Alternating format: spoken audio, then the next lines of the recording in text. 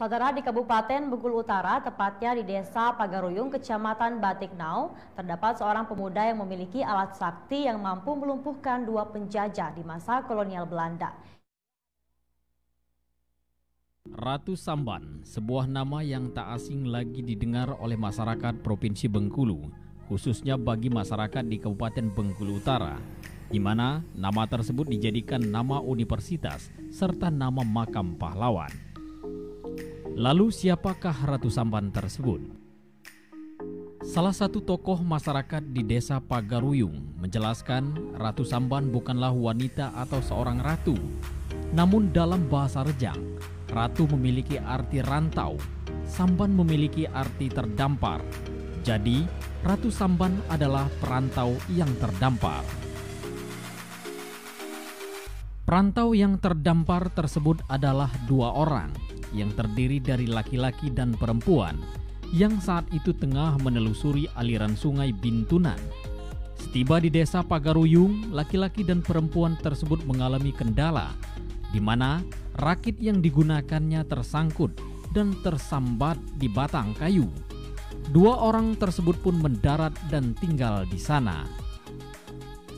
Namun kedua orang tersebut adalah orang sakti, di mana saat ditemui oleh Marjati yang merupakan pesirah atau camat untuk menanyakan asal-usulnya, mereka malah menceritakan situasi yang saat itu wilayah Marga Bintunan dalam jajahan Belanda.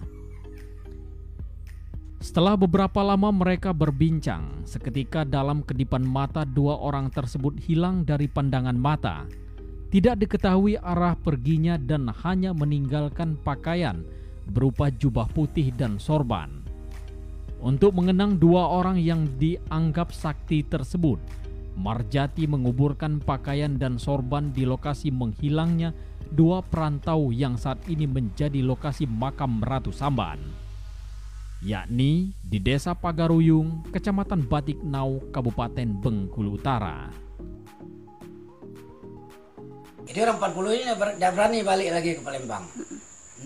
Minta numpang hidup di air Bintunan situ. Di air Bintunan ada 2 orang. Jadi 40 orang tinggal di air Bintunan, 2 orang jalan rakit. Jalan rakit di mana dia terdarat di sini. Ternyata ini Sunsun kan. Jadi tidak merantau rakit ke Samban. Jadi ratu ke Samban, bukannya raja ratu itu. Yang tidak merantau rakit terdarat gitu, ke Samban gitu. Lalu kenapa Marjati selalu disebut-sebut sebagai Ratu Samban?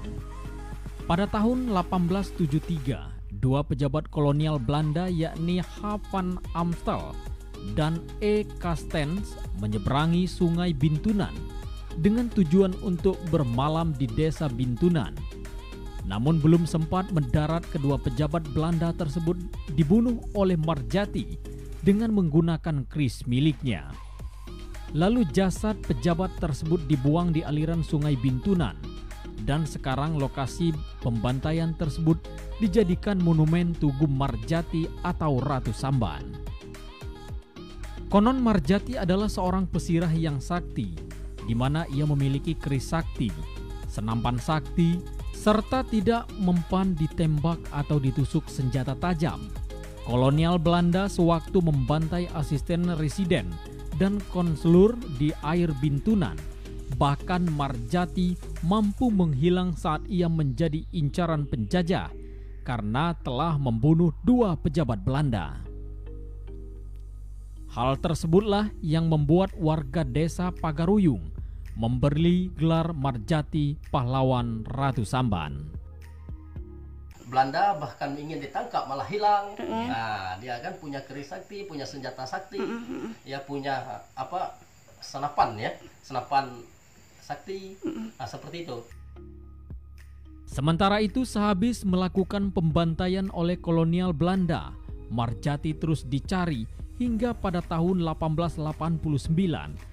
Belanda mengeluarkan maklumat ke seluruh negeri akan memberikan hadiah yang besar kepada siapa saja yang dapat menangkap Marjati atau Ratu Samban.